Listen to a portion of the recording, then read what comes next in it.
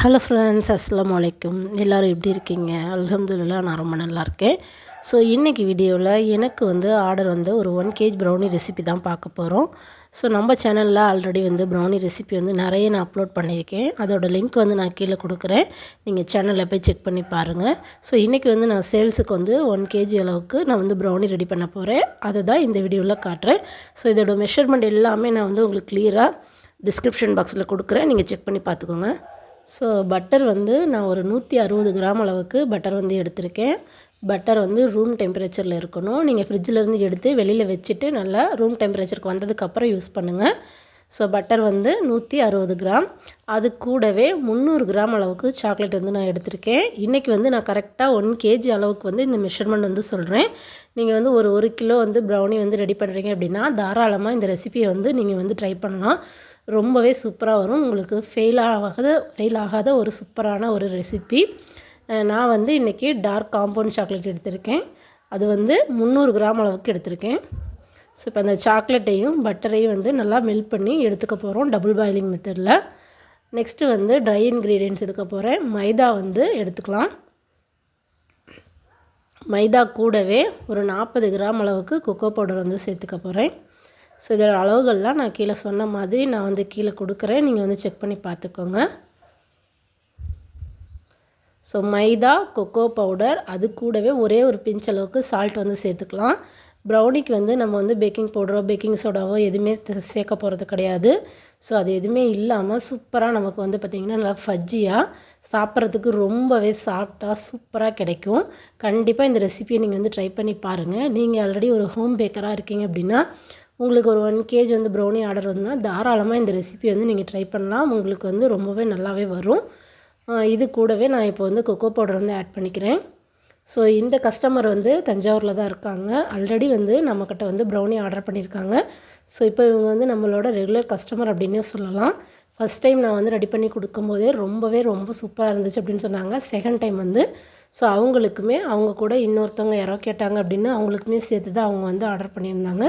So 2 பேர்த்துக்குமே நான் ready பண்ணி கொடுத்துட்டேன். மதியம் ஒரு 3 o'clock 4 o'clockக்குள்ளே அவங்க கால் பண்ணாங்க. கால் பண்ணி நைட் ஒரு 8 மணிக்கு ப்ரௌனி வேணும்னு கேட்டிருந்தாங்க. ஸோ நான் தஞ்சாவூருக்குள்ளே இருக்கீங்க அப்படின்னா நான் ஹோம் டெலிவரி அவைலபிள் அப்படின்னு சொல்லியிருக்கேன். அதுவுமே தஞ்சாவூரில் ஒரு 2-3 கிலோமீட்டருக்குள்ளே இருந்தால் மட்டும்தான் ஹோம் டெலிவரி. அதுக்கு மேலே தூரமாக இருந்தீங்க அப்படின்னா கண்டிப்பாக கொரியர் தான் போட முடியும். அவங்களுக்கு ஹோம் டெலிவரி கிடையாது. ஸோ இவங்க பக்கத்தில் தான் இருக்காங்க. ஸோ அதனால் டைரெக்டாகவே நம்ம கொரியர் அவங்க கையில் ப்ரௌனி கொடுத்துட்டு வந்தாச்சு. இப்போ நம்ம ரெசிபியை பார்க்கலாம். முட்டை நான் 3 முட்டை எடுத்திருக்கேன். ஸோ முட்டையுமே பார்த்திங்கன்னா ரூம் டெம்பரேச்சரில் தான் இருக்கணும்.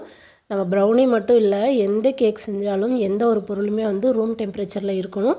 அப்போ தான் அந்த நம்ம ரெசிபி நமக்கு கரெக்டாக பர்ஃபெக்டாக வரும். எதுவுமே கொஞ்சம் கூலிங்காக இருந்தால் கூட ரெசிபி கண்டிப்பாக சொதப்பிடும். அதனால் அதை பார்த்துக்கோங்க. நம்ம எடுக்கக்கூடிய பாத்திரமுமே தண்ணி இல்லாமல் நல்லா ட்ரையாக இருக்கணும். இன்றைக்கி நான் ஒயிட் சுகரு, நாட்டு சக்கரை இது 2மே சேர்த்து தான் ரெடி பண்ண போகிறேன். ஸோ ஒயிட் சுகர் பாதி, ப்ரௌன் சுகர் பாதி எடுத்திருக்கேன். உங்களுக்கு வெள்ளை சக்கரை தான் முழுசாக வேணும்னாலும் நீங்கள் யூஸ் பண்ணிக்கலாம். இல்லை நாட்டு சக்கரை வேணும் அப்படின்னாலும் யூஸ் பண்ணிக்கலாம். ஸோ அது உங்களோட விருப்பம். இப்போ இது எல்லாமே எடுத்து ரெடி பண்ணி வச்சாச்சு. இப்போ சாக்லேட்டு பட்டரையும் டபுள் பாயிலிங் மெத்தடில் மெல்ட் பண்ணி எடுத்துக்கலாம். ஒரு பாத்திரத்தில் நல்லா தண்ணி ஹீட் பண்ணி எடுத்திருக்கேன். தண்ணி ஹீட் பண்ணியதுக்கப்புறம் நம்ம சாக்லேட்டையும் பட்டரையும் நல்லா மெல்ட் பண்ணி எடுத்துக்கலாம். நீங்கள் இந்த மாதிரி பண்ணும்போது டைரெக்டாக அடுப்பில் வச்சு மெல்ட் பண்ணாதீங்க. அந்த மாதிரி பண்ணும்போது ஓவராக ஹீட் ஆயிடுச்சு அப்படின்னா அந்த பட்டர் சாக்லேட்டில் இருக்க அந்த ஆயில் பிரிஞ்சு அது வேறு மாதிரி ஒரு மாதிரி ஸ்ட்ரக்சர் ஆயிரும். அதனால் இந்த மாதிரி கீழே எடுத்து வச்சுட்டு தண்ணி ரொம்ப ஹீட் இல்லாமல் கொஞ்சம் கரெக்டாக கொதிக்கிற அளவுக்கு இருந்தாலே போதும். இந்த மாதிரி பட்டரையும் சாக்லேட்டையும் மெல்ட் பண்ணி எடுத்துக்கலாம்.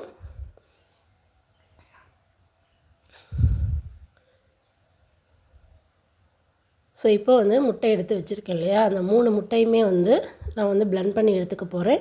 அதுக்கு முன்னாடி மிக்ஸி ஜாரில் நம்ம எடுத்து வச்சுருக்க சர்க்கரையை பொடி பண்ணி எடுத்துக்கலாம். நம்ம ப்ரௌனிக்கு இந்த மாதிரி பவுடர் சுகர் தான் ஆட் பண்ணணும். அப்போ தான் நமக்கு கரெக்டாக கிடைக்கும். நீங்கள் சுகர் பவுடர் பண்ணாமல் நீங்கள் அப்படியே போட்டு அடிச்சிங்க அப்படின்னா சுகர் கரையாது. நமக்கு சரியாக ப்ரௌனி கிடைக்காது. அதனால் நீங்கள் பவுடர் பண்ணி பவுடர் சுகராக எடுத்துக்கோங்க. முட்டையை இந்த மாதிரி நல்லா பீட் பண்ணி எடுத்துக்கலாம். அது கூட சர்க்கரையும் சேர்த்து நல்லா பீட் பண்ணி எடுத்துக்கலாம். உங்கள்கிட்ட வந்து பீட்டர் இருந்துச்சு அப்படின்னா பீட்டரில் வந்து ஸ்பீட் 1ல் வச்சு நீங்கள் வந்து ஒரு 5 நிமிஷம் வந்துட்டு பீட் பண்ணி எடுத்துக்கோங்க. பீட்டர் இல்லை அப்படின்னா இந்த மாதிரி விஸ்கில் வச்சு நீங்கள் நல்லா பீட் பண்ணி எடுத்துக்கோங்க. சக்கரை மட்டும் கரைஞ்சா போதும். நமக்கு வந்து மற்றபடி வந்து முட்டை வந்து ஃப்ளஃபியாக வரணும் அப்படிங்கிற அவசியம் இல்லை. சக்கரை நல்லா கரையணும் அவ்வளோதான். அது கூட ஒரு 1.5 டீஸ்பூன் அளவுக்கு நான் வந்து வெனிலா எசன்ஸ் சேர்த்துருக்கேன். அதுவுமே ஆப்ஷனல் தான். வெனிலா எசன்ஸ் இருந்தால் நீங்கள் சேர்த்துக்கோங்க, இல்லைன்னா ஸ்கிப் பண்ணிக்கோங்க.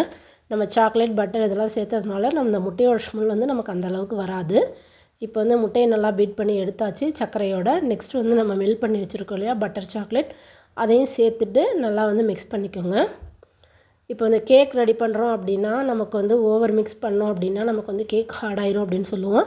பட் ப்ரௌனிக்கெலாம் அப்படி கிடையாது. நீங்கள் வந்து நல்லாவே அதை மிக்ஸ் பண்ணி எடுக்கலாம். ப்ரௌனி வந்து ஒன்றும் ஆகாது ஹார்டாலாம். சாக்லேட்டையும் பட்டரையும் நீங்கள் மெல்ட் பண்ணி வச்சு ரொம்ப ஹீட்டாக இருக்கும்போது அதில் வந்து மிக்ஸ் பண்ணக்கூடாது. ஓரளவுக்கு லைட்டாக சூடு இருக்கும்போது சேர்த்தா போதும். ரொம்ப சூடாக இருக்கும்போது சேர்க்கக்கூடாது. ஸோ இப்போ இந்த சாக்லேட் பட்டர் நம்ம சேர்த்துருக்க அந்த முட்டை இது எல்லாமே சேர்த்து பாருங்கள், இந்த மாதிரி கிடைக்கும். இப்போ வந்து மைதா கொக்கோ பவுடர்லாம் எடுத்து வச்சுருக்கேன் இல்லையா, ஸோ அது கூட ஒரு பிஞ்ச் அளவுக்கு சால்ட் சேர்த்துக்கலாம். சால்ட்டு சேர்த்துட்டு இதை நல்லா வந்து மிக்ஸ் பண்ணிக்கலாம். ஸோ இந்த கொக்கோ பவுடர்லேயும் மைதாவிலையும் சின்ன சின்ன கட்டிகள் இருக்கும். அதனால் நல்லா மிக்ஸ் பண்ணிவிட்டு ஒரு சல்லடை வச்சுட்டு நீங்கள் வந்து ஒரு முறை மட்டும் சலித்து அந்த முட்டையோடு நீங்கள் வந்து சேர்த்துக்கோங்க.